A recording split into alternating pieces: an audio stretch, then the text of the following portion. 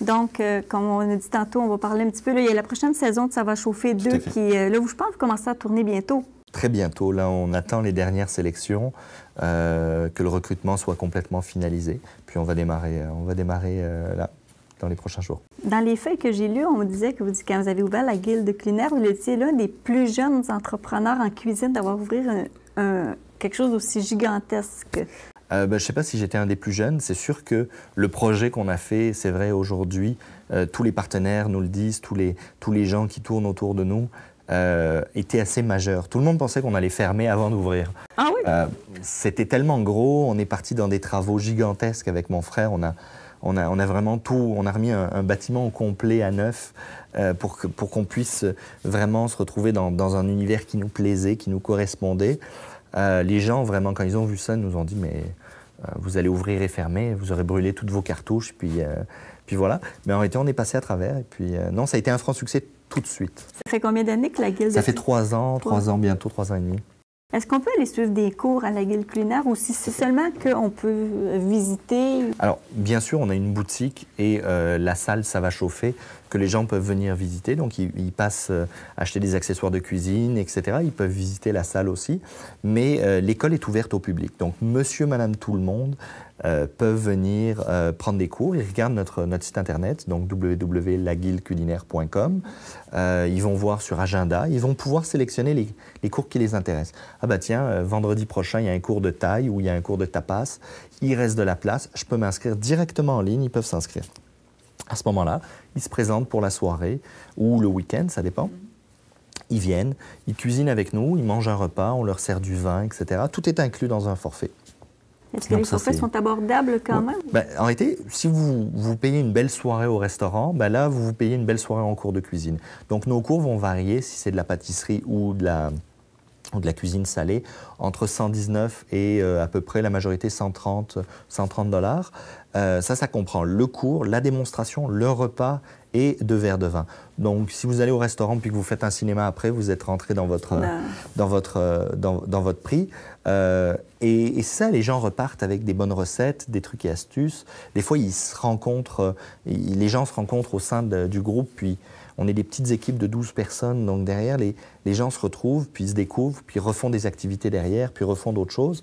C'est une activité... La cuisine est très universelle. Ouais. Et c'est pour ça qu'on a beaucoup de succès avec les entreprises aussi, tous les groupes corporatifs. Ça marche très, très bien parce que c'est aller faire de l'hébertisme, aller faire du karting ou quoi que ce soit. Des fois, il y en a certains qui n'embarquent pas dans la soirée ou dans le concept, alors que là, la cuisine, tout le monde arrive, on reçoit des groupes de 8 personnes jusqu'à 80. Ils viennent, ils cuisinent, ils dégustent le plat ou le repas qu'ils ont cuisiné. Des fois, je fais une animation, des fois, c'est mes chefs maison.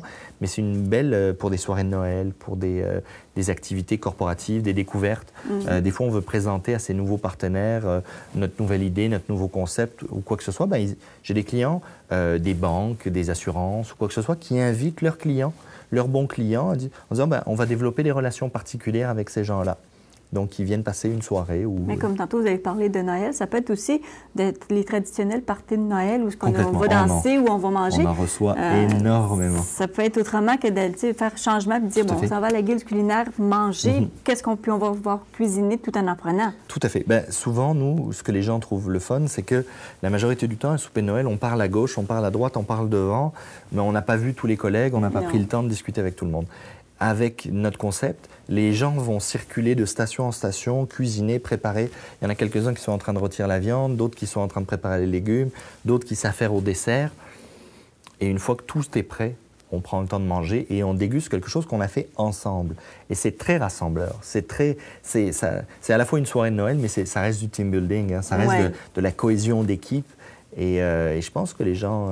non, on a une très bonne réponse de ce côté-là. On est des...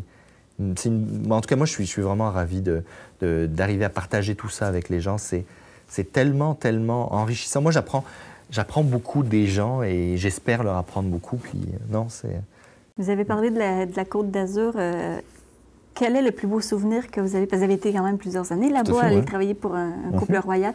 Quel serait le plus beau souvenir d'avoir été travailler là-bas? Pendant mon travail, travailler pour pour cette famille royale, c'était de travailler nos limites.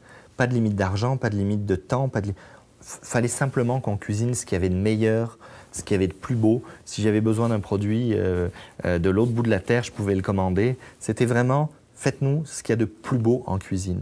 Donc, et j'allais chercher des chefs à travers le monde qui venaient travailler avec moi et dire, moi je maîtrise ce plat-là, ils nous le faisaient, puis c'est tout. C'était juste ce qu'il y a de plus beau en cuisine. Et ça, c'est sûr et certain que c'était génial. Mais aujourd'hui, avec l'école, c'est tout aussi agréable et enrichissant. Encore plus parce que je suis au contact du public. Le temps file, donc j'aimerais ça qu'on rappelle, qu'on dise les coordonnées de la Guilde culinaire, où est-ce que vous êtes situé? Alors, la Guilde culinaire, on est sur le boulevard Saint-Laurent, au 6381 Saint-Laurent, à Montréal. C'est à l'entrée de la Petite Italie, entre Beaubien et Bellechasse. Les gens peuvent nous retrouver sur le site web, sinon, donc laguildeculinaire.com. Donc, guilde, G-U-I-L-D-E. Voilà. On aurait pu faire 1 heure avec M. Garnier, mais peut-être que éventuellement, on vous réinvitera une autre fois, ou on ira peut-être même faire peut-être une petite émission dans votre commerce. Ça me fera plaisir. Mais M.